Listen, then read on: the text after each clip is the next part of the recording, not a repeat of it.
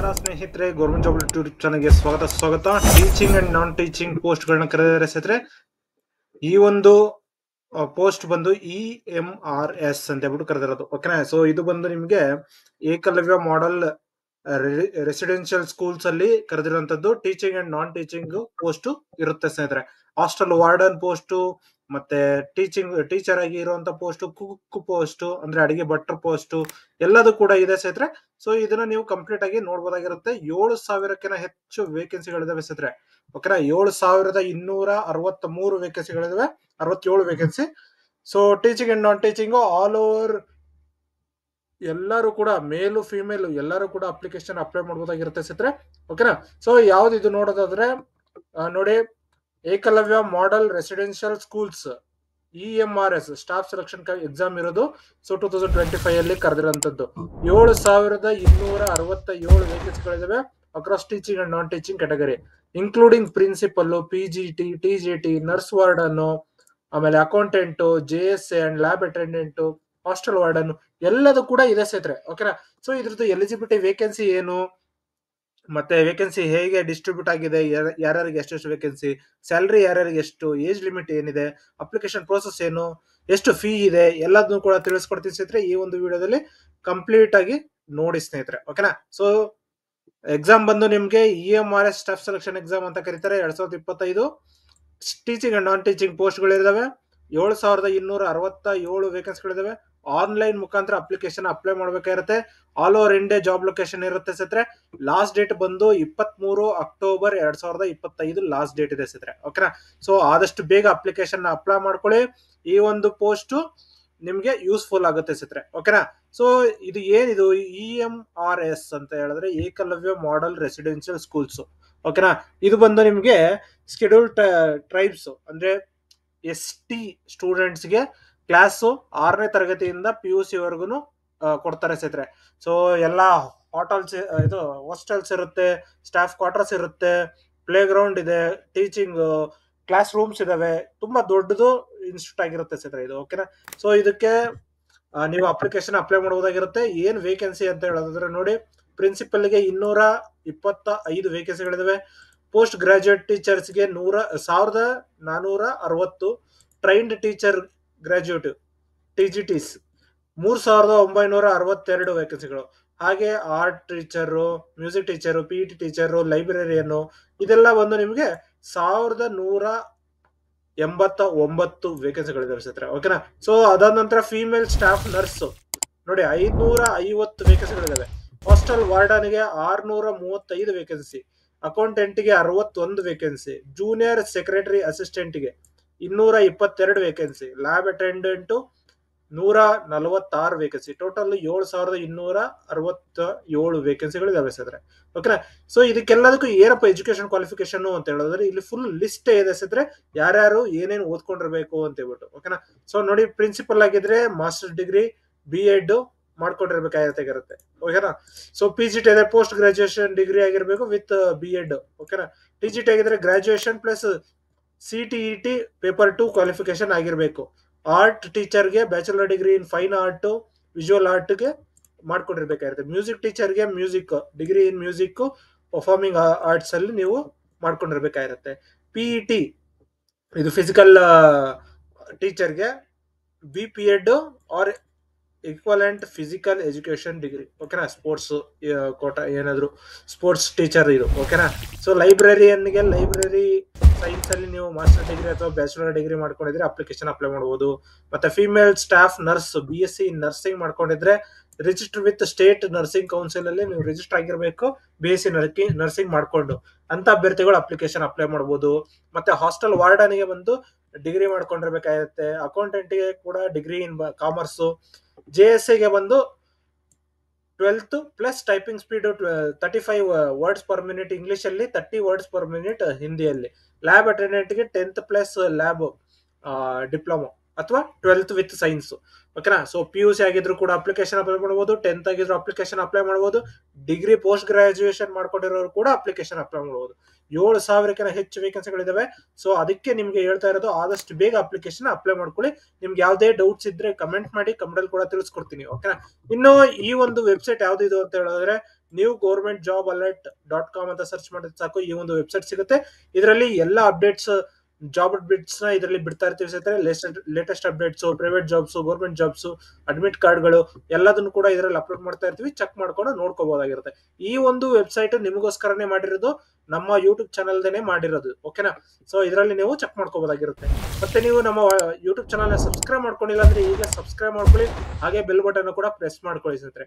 ಇನ್ನು ಟೆಲಿಗ್ರಾಮು ಅಥವಾ WhatsApp group ಕೂಡ ಜಾಯ್ನ್ ಆಗ್ಬೋದು, ಅಲ್ಲಿ ಕೂಡ ನಿಮಗೆ ಲೇಟೆಸ್ಟ್ ಅಪ್ಡೇಟ್ಸ್ ಬಿಡ್ತಾ ಇರ್ತೀವಿ ಸ್ನೇಹಿತರೆ.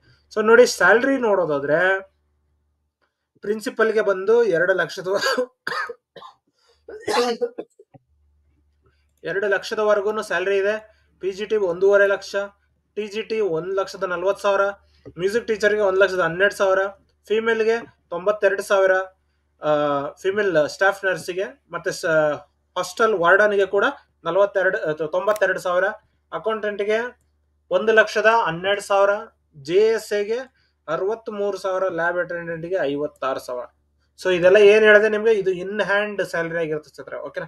ಸೊ ಇದೆಲ್ಲ ನಿಮಗೆ ಇನ್ ಹ್ಯಾಂಡ್ ಸ್ಯಾಲರಿ ಗಮನದಲ್ಲಿರಲಿ. ಓಕೆನಾ?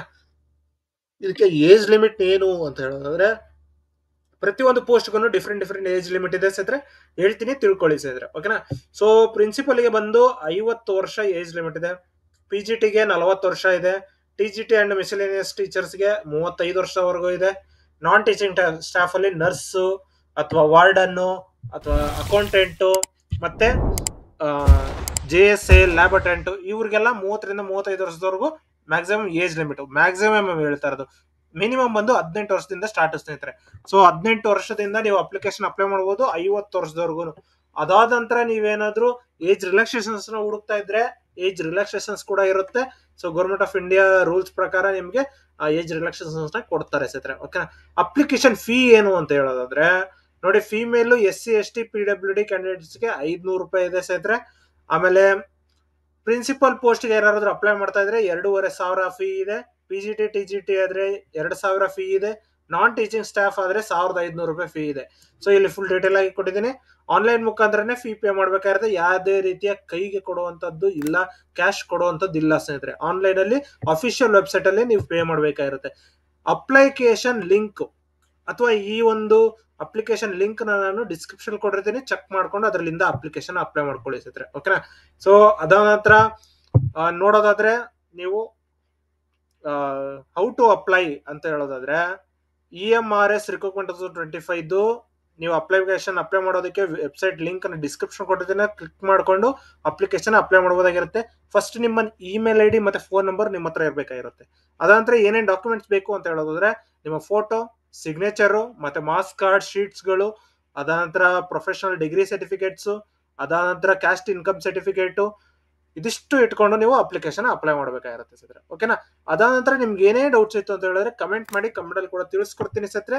ಹಾಗೆ ಇದರದ್ದು ಲಾಸ್ಟ್ ಡೇಟ್ ನೋಡೋದಾದ್ರೆ 23 ಅಕ್ಟೋಬರ್ 2025 ಲಾಸ್ಟ್ ಡೇಟ್ ಇದೆ. ಅಫಿಷಿಯಲ್ ನೋಟಿಫಿಕೇಶನ್ ಬೇಕು ಅಂತ ಹೇಳಿದ್ರೆ ಕ್ಲಿಕ್ ಮಾಡಿದ್ರೆ ಈ ರೀತಿ ಓಪನ್ ಆಗುತ್ತೆ. ಸೊ ಇದರಲ್ಲಿ ನೀವು ಅಪ್ಲಿಕೇಶನ್ ಅಪ್ಲೈ ಮಾಡಬಹುದಾಗಿರುತ್ತೆ ಸರ್.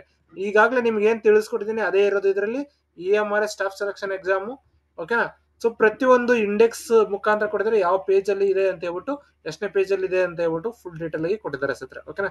ಸೊ ಇದರಲ್ಲಿ ನೋಡೋದಾದ್ರೆ ನೋಡಿ, ಅಪ್ಲಿಕೇಶನ್ ಆನ್ಲೈನ್ 23/10/2025 ಮುಗಿಯುತ್ತೆ ಅಂತ ಹೇಳ್ಬಿಟ್ಟು ಕೊಟ್ಟಿರೋದು. ಓಕೆನಾ? Last date. ಅದ ನಂತರ ಯಾರ್ಯಾರಿಗೆ ಎಷ್ಟೆಷ್ಟು ಫೀ ಅಂತ ಹೇಳ್ಬಿಟ್ಟು ಕೊಟ್ಟಿದ್ರೆ, ಸೊ ಇಲ್ಲೆಲ್ಲ ಫೀಗಳಿದಾವೆ, ನೋಡ್ಕೋಬಹುದಾಗಿರುತ್ತೆ. ಓಕೆನಾ? ಅದಾದ ನಂತರ ನಿಮ್ಗೆ ಇಲ್ಲಿ ಫುಲ್ ಡೀಟೇಲ್ಸ್ ಆಗಿ ಫುಲ್ ಡೀಟೇಲ್ಡ್ ಲಿಸ್ಟ್ ಕೊಟ್ಟಿದ್ದಾರೆ, ಏನೇನು ನೋಡ್ಕೋಬೇಕು, ಏನೇನು ಇರಬೇಕು ಅಂತ ಹೇಳ್ಬಿಟ್ಟು. ಸೊ ಅದಾದ ನಂತರ ಇಲ್ಲಿ ನೋಡೋದಾದ್ರೆ ಸ್ಟಾಫ್ ಸೆಲೆಕ್ಷನ್ ಕಮಿಷನ್ಗೆ ಇಲ್ಲಿ ಯಾರ್ಯಾರಿಗೆ ಎಷ್ಟು ವೇಕೆನ್ಸಿ ಹೇಳ್ಬಿಟ್ಟು ಫುಲ್ ಡಿವೈಡ್ ಮಾಡಿದ್ದಾರೆ. ಪ್ರಿನ್ಸಿಪಲ್, PGT TGT, ಫಿಮೇಲು, ಮತ್ತೆ hostel warden, accountant, JSA, lab attendant total. ಓಕೆನಾ? ಸೊ ಈಗಾಗಲೇ ನಿಮ್ಗೆ ತಿಳಿದ ಹಾಗೆ ಪ್ರತಿಯೊಂದು ಡೀಟೇಲ್ಸ್ ಇದೆ. ಹ್ಯಾಂಡಿಕ್ಯಾಪ್ಸ್ ಕೂಡ ಅಪ್ಲಿಕೇಶನ್ ಅಪ್ಲೈ ಮಾಡಬಹುದಾಗಿರುತ್ತೆ. ಅದಾನಂತರ ಇಲ್ಲಿ ನೋಡಿ, ಲ್ಯಾಂಗ್ವೇಜ್ ಟೀಚರ್ ಆಗಿದ್ರೆ ಯಾವ್ದಾವ್ದು ಲ್ಯಾಂಗ್ವೇಜ್ಗೆ ಎಷ್ಟೆಷ್ಟು ಟೀಚರ್ಸ್ ಬೇಕು ಅಂತ ಹೇಳ್ಬಿಟ್ಟು ಕೊಟ್ಟಿದ್ದಾರೆ. ಅದಾನಂತರ ಟ್ರೈನ್ಡ್ ಟೀಚರ್ಸ್ ಆಗಿದ್ರೆ ಮಿಸ್ಲೇನಿಯಸ್ ಕ್ಯಾಟಗರಿ ಆಫ್ ಟೀಚರ್ಸ್, ಮ್ಯೂಸಿಕ್ಗೆ ಎಷ್ಟು, ಆರ್ಟ್ಗೆ ಎಷ್ಟು, PET ಮೇಲ್ಗೆ ಎಷ್ಟು, ಫಿಮೇಲ್ ಎಷ್ಟು, ಮತ್ತೆ ಲೈಬ್ರರಿ. ಓಕೆನಾ? ಅದಾನಂತರ ಹಾಸ್ಟೆಲ್ ವಾರ್ಡನ್ಗೆ ಎಷ್ಟು, ಫಿಮೇಲೋ ಮೇಲೋ, ಅದಾನಂತರ ಫಿಮೇಲ್ ನರ್ಸ್ ಸ್ಟಾಫ್, ಅಕೌಂಟೆಂಟ್ ಎಷ್ಟು, JSA ಎಷ್ಟು, ಲ್ಯಾಬ್ ಅಟೆಂಡೆಂಟ್ ಎಷ್ಟು, ಫುಲ್ ಡೀಟೇಲ್ ಕೊಟ್ಟಿದ್ದಾರೆ. ಮತ್ತೆ ಯಾರೆಲ್ಲ ಅಪ್ಲಿಕೇಶನ್ ಅಪ್ಲೈ ಮಾಡಬಹುದು ಅನ್ನೋದನ್ನ ತಿಳಿಸಿದ್ದಾರೆ ನೋಡಿ ಸ್ನೇಹಿತರೆ. ಸೊ ಪ್ರಿನ್ಸಿಪಲ್ಗೆ ಬ್ಲೈಂಡ್ ಲೋ ವಿಷನ್ ಮತ್ತೆ ಎಲ್ಲಾ ರೀತಿಯ ಡಿಸಬಿಲಿಟಿ ಇರೋರು ಅಪ್ಲಿಕೇಶನ್ ಅಪ್ಲೈ ಮಾಡಬಹುದು. PGT ಕೂಡ ಅಪ್ಲೈ ಮಾಡಬಹುದು. ಮತ್ತೆ TGT ಅವ್ರಿಗೂ ಕೂಡ ಬ್ಲೈಂಡ್ ಲೋ ವಿಷನ್ ಇರೋರು ಅಪ್ಲೈ ಮಾಡಬಹುದು. Deaf and dumb hearing hard ಎಲ್ಲರೂ ಕೂಡ ಅಪ್ಲಿಕೇಶನ್ ಅಪ್ಲೈ ಮಾಡಬಹುದು. ಇಲ್ಲಿ ಬರೀ TGT ಟ್ರೈನ್ಡ್ ಗ್ರಾಜುಯೇಟ್ ಟೀಚರ್ಸ್ಗೆ ಆರ್ಟ್ಸ್ ಕ್ಯಾಟಗರಿಗೆ ಬ್ಲೈಂಡ್ ಇಲ್ಲ ಸ್ನೇಹಿತರೆ. ಸೊ ಆರ್ಟ್ಸ್ ಬಂದು ನೀವು ಬಿಡಿಸಿ ತೋರಿಸ್ಬೇಕಾಗಿರುತ್ತಲ್ಲ, ಸೊ ಅಥವಾ ಕ್ರಾಫ್ಟ್ ಮಿಷನ್ ಏನೇ ಆಗಿರ್ಲಿ, ಸೊ ಹೊಲಿಗೆ ಮಾಡೋದು ಅಥವಾ ಈ ಚಿತ್ರ ಬಿಡಿಸೋದು ಅಥವಾ ಪೇಂಟ್ ಮಾಡೋದು ಏನೇ ಆಗಿರ್ಲಿ, ಅವ್ರಿಗೆ ಬ್ಲೈಂಡ್ ವಿಷನ್ ಇರುವಂತಹ ಡಿಸಬಿಲಿಟಿ ಇರುವಂತಹ ಅಭ್ಯರ್ಥಿಗಳಿಗೆ ಅಪ್ಲಿಕೇಶನ್ ಅಪ್ಲೈ ಮಾಡೋ ಹಾಗಿಲ್ಲ. ಸೊ ಲೋ ವಿಷನ್ ಇರೋರು ಅಪ್ಲಿಕೇಶನ್ ಅಪ್ಲೈ ಮಾಡಬಹುದು. ಮತ್ತೆ ಲೈಬ್ರೇರಿಯನ್ಗೆ ಲೋ ವಿಷನ್ ಕೂಡ ಅಪ್ಲಿಕೇಶನ್ ಇಲ್ಲ ಸ್ನೇಹಿತರೆ. ಸೊ ಅವರು deaf, hearing hard, one leg, both leg, one arm, both arm ಇರುವಂತಹ ಎಲ್ಲ ಬೇರೆ ಮೆಡಿಕಲ್ ಡಿಸಬಿಲಿಟಿ ಇರುವಂತಹ ಅಭ್ಯರ್ಥಿಗಳು ಅಪ್ಲಿಕೇಶನ್ ಅಪ್ಲೈ ಮಾಡಬಹುದಾಗಿರುತ್ತೆ. ಅದಂತರ ಹಾಸ್ಟೆಲ್ ವಾರ್ಡನ್ಗೆ ಕೂಡ ಅಷ್ಟೇ ಸ್ನೇಹಿತರೆ, ಬ್ಲೈಂಡ್ಗೆ ಇಲ್ಲ. ಮತ್ತೆ ಫಿಮೇಲ್ ಸ್ಟಾಫ್ ನರ್ಸ್ ಕೂಡ ಬ್ಲೈಂಡ್ಗೆ ಇಲ್ಲ ಸ್ನೇಹಿತರೆ. ಓಕೆನಾ. ಸೊ ಲೋ ವಿಷನ್ ಇರೋರು ಅಪ್ಲಿಕೇಶನ್ ಅಪ್ಲೈ ಮಾಡಬಹುದಾಗಿರುತ್ತೆ. ಇನ್ನು ನಿಮ್ಗೆ ಏನೇ ಡೌಟ್ಸ್ ಇತ್ತು ಅಂತ ಹೇಳಿದ್ರೆ ಕಮೆಂಟ್ ಮಾಡಿ, ಕಮೆಂಟ್ ಅಲ್ಲಿ ಕೂಡ ತಿಳಿಸ್ಕೊಡ್ತೀನಿ. ಹಾಗೆ ಇದ್ರದ್ದು ಸ್ಯಾಲರಿ ಡೀಟೇಲ್ಸ್ ಮತ್ತೆ ಕೊಟ್ಟಿದ್ದಾರೆ ಸ್ನೇಹಿತರೆ ಇಲ್ಲಿ. ಸೊ ಇದನ್ನು ಕೂಡ ನೀವು ಚೆಕ್ ಮಾಡ್ಕೋಬಹುದಾಗಿರುತ್ತೆ. ಮತ್ತೆ ಎಕ್ಸಾಮ್ ಯಾವ ರೀತಿ ಇರುತ್ತೆ ಅಂತ ಹೇಳ್ಬಿಟ್ಟು ಫುಲ್ ಡೀಟೇಲ್ ಕೊಟ್ಟಿದ್ದಾರೆ ನೋಡಿ. So tyre 1 and tyre 2 exam ಇರುತ್ತೆ ಸ್ನೇಹಿತರೆ. MCQ OMR ಬೇಸ್ಡ್ ಇರುತ್ತೆ, ಪೆನ್ ಪೇಪರ್ ಮೋಡ್ ಇರುತ್ತೆ ಸ್ನೇಹಿತರೆ. ಓಕೆನಾ. ಸೊ ಟೈರ್ 1 ಅಲ್ಲಿ ಯಾರು ಕಂಡಕ್ಟ್ ಆಗ್ತೀರಾ ಆ ಒಂದು ಅಭ್ಯರ್ಥಿಗಳು ಕ್ಲಿಯರ್ ಮಾಡ್ಕೊಂಡ್ರೆ ಟೈರ್ 2 ಹೋಗ್ತೀರಾ. ಟೈರ್ 2 ಹೋದ ನಂತರ ನೀವು ಅದರಲ್ಲಿ ಕ್ಲಿಯರ್ ಮಾಡ್ಬೇಕಾಗಿರುತ್ತೆ ಸ್ನೇಹಿತರೆ. ಓಕೆನಾ. So first tyre 1 preliminary exam ಬಂದು ಕ್ವಾಲಿಫೈಯಿಂಗ್ ಎಕ್ಸಾಮ್ ಆಗಿರುತ್ತೆ. 100 ಮಾರ್ಕ್ಸ್ ಇರುತ್ತೆ. ಇಷ್ಟು ಅಂತ ಕಟ್ ಆಫ್ ಕೊಡ್ತಾರೆ, ಅಷ್ಟರಲ್ಲಿ ನೀವು ಕ್ವಾಲಿಫೈ ಆಗ್ಬೇಕು ಅಷ್ಟೇ ಸ್ನೇಹಿತರೆ. ಓಕೆನಾ. ಸೊ ಇದರಲ್ಲಿ reasoning, general awareness, academic related data, ಮತ್ತೆ ಅಡ್ಮಿನಿಸ್ಟ್ರೇಟಿವ್ ಅಂಡ್ ಫೈನಾನ್ಸ್ ಡೇಟಾ, ಮತ್ತೆ ಲ್ಯಾಂಗ್ವೇಜ್ ಕಾಂಪಿಟೇಟಿವ್ ಟೆಸ್ಟ್ ಇರುತ್ತೆ ಸ್ನೇಹಿತರೆ. ಓಕೆನಾ. ಸೊ ಇದಿಷ್ಟು ಬಂದು 100 ಕ್ವಶನ್ಸ್ 100 ಮಾರ್ಕ್ಸ್ ಇರುತ್ತೆ. 2 ಅವರ್ ಟೈಮ್ ಇರುತ್ತೆ ಸ್ನೇಹಿತರೆ. ಓಕೆನಾ.